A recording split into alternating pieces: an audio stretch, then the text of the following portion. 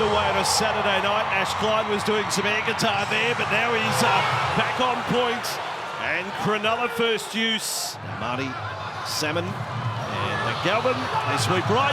Crichton held it up. Lovely play. Tracy, and then Chuala forced to cut back in the Eero tackle.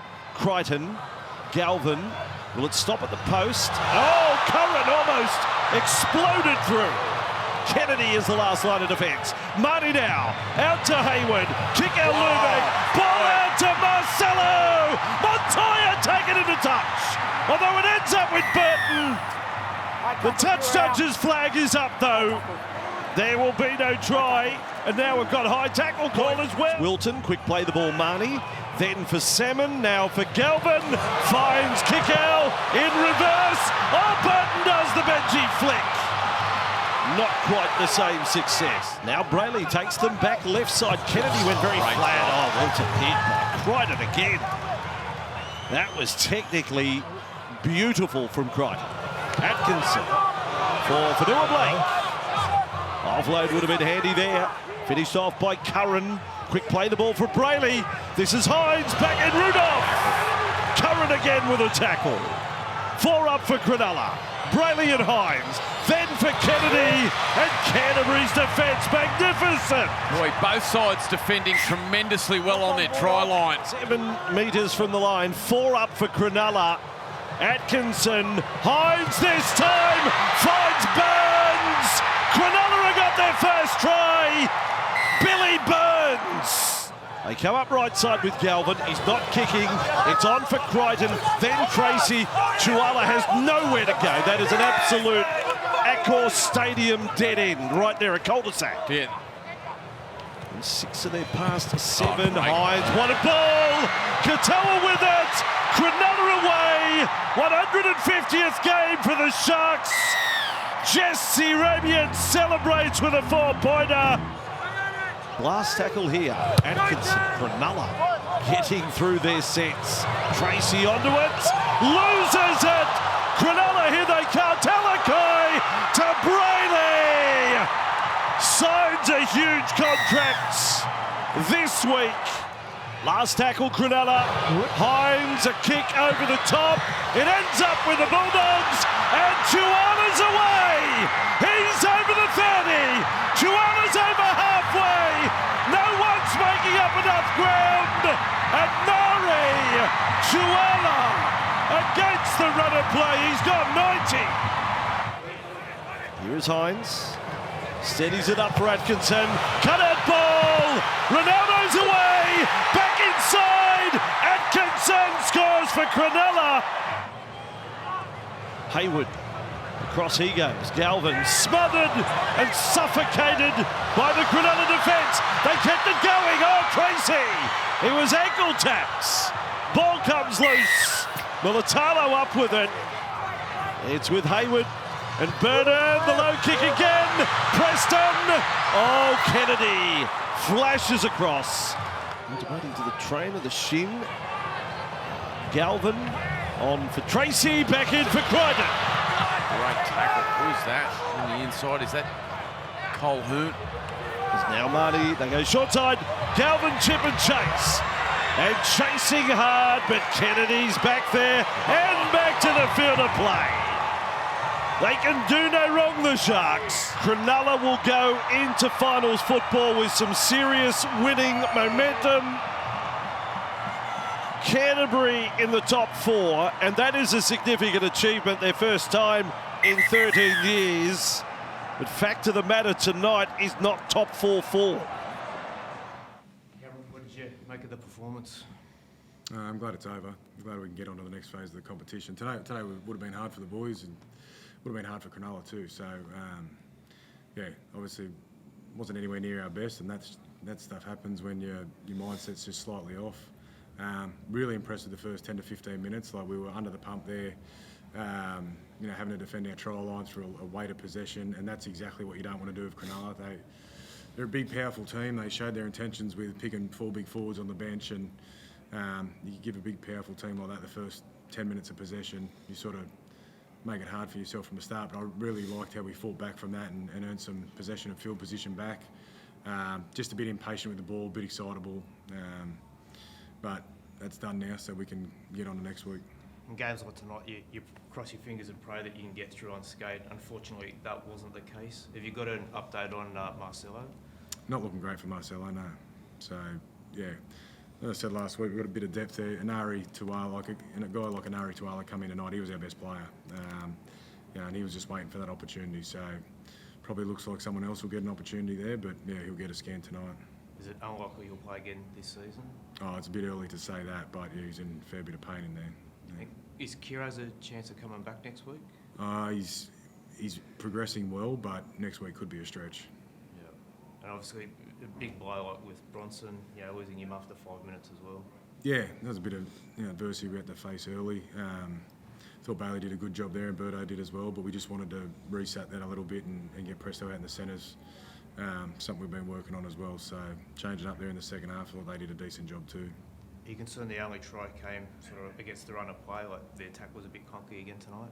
Yeah, it was. But to be fair, Cronulla's defence was really good too. So as I said, we're a bit impatient with the ball, a bit excitable, and we sort of, it's probably our fault. We just sort of didn't put too much emphasis on the attack this week, and there was sort of nothing to play for in that regard. So we'll tighten it up a little bit next week and get ready for Melbourne. Is it a relief in some ways coming the last month is over? Because you guys have known for the last month essentially how this regular season was going to end. Has there been an element of that over the past few weeks now? Possibly. I don't know. Disappointing tonight. Like we got a crowd of 30,000. It's a home game, and it's like that. That's disappointing. But it is what it is.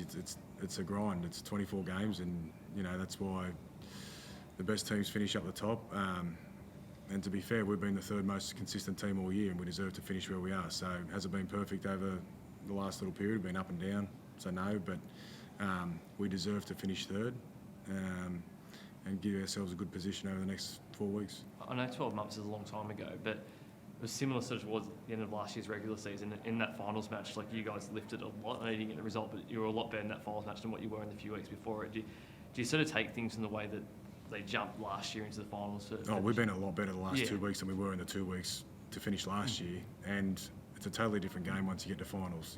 There's a lot more ball in play. There's a lot less stoppages. I think our game will be much more suited to it than the game has been the last 2 weeks. Stephen, how much of that early reshuffle impact the attack throughout the rest of the game? No, not much. I feel like we could have helped the spine a little bit there, but I felt like when we came out in the second half and we had that reshuffle, it was a lot better. But for my sense, probably discipline was the biggest thing. Every time we put him in the corner, we just let him out with poor tackling and just discipline and letting him out. So definitely made it hard on ourselves, but it wasn't easy losing our left centre as well. How far has this football team come in the last 12 months?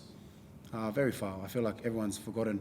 Everyone forgets what happens at the start of the year, and like Coach said, we're going into a new competition now, and no one's going to remember what happened this week. But leading into next week, we'll get our mindset right, and a new competition starts next week. So back to the drawing board, and we'll be back. There's a report, Stephen, that you're close to re-signing with the club. Have you got anything that you can report on that front? No, I don't know. Thanks, guys. Not sure. Sorry.